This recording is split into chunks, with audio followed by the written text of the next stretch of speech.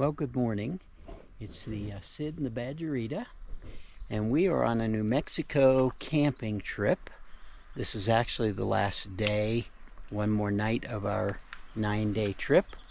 We're outside Angel Fire, and we're about to hike the Elliott Barker trail, which is about 5.5 miles and I think 900 or 1,000 feet of elevation gain.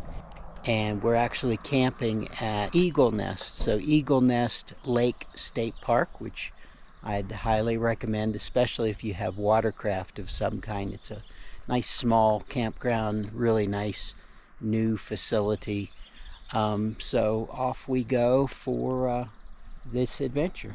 For no particular reason, we've decided to go counterclockwise, and a fairly short distance in, there's a trail marker that says that our trail should have gone off to the left, but All Trails shows our loop having gone straight at that point.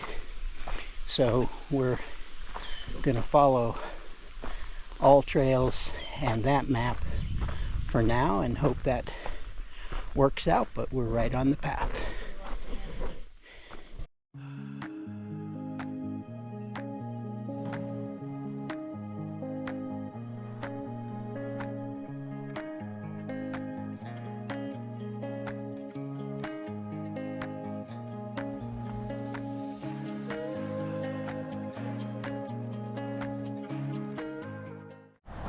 Well, after 1.25 miles, our trail comes up to a point where it accesses a road.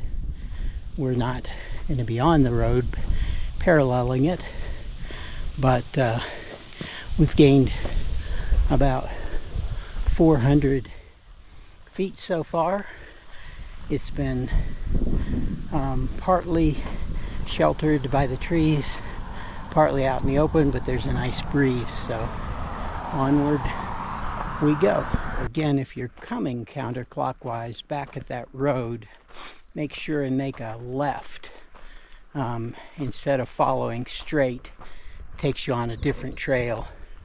So I advise downloading the All Trails map. It's been helpful to keep us on track, and we're climbing up again through the forest.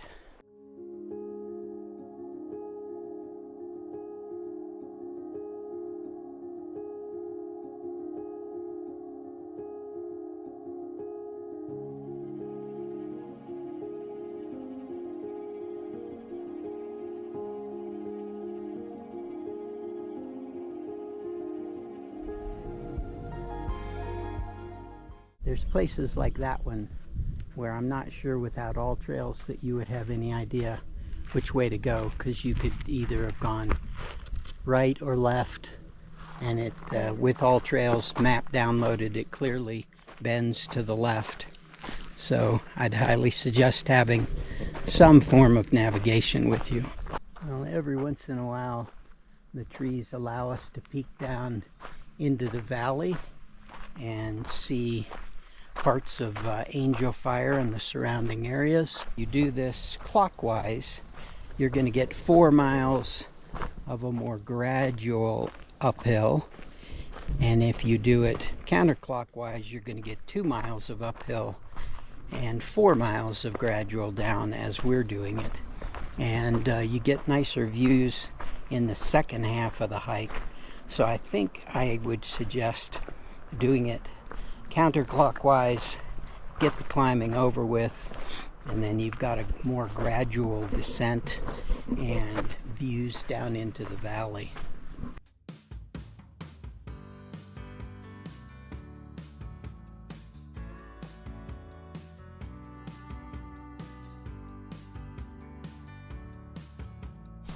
Well, we're about 4.25 miles in, and I think we've come down the majority of what we're going to come down, and now it's just sort of a rolling hill kind of path, more out in the open than shaded. So it's good that we got an early start.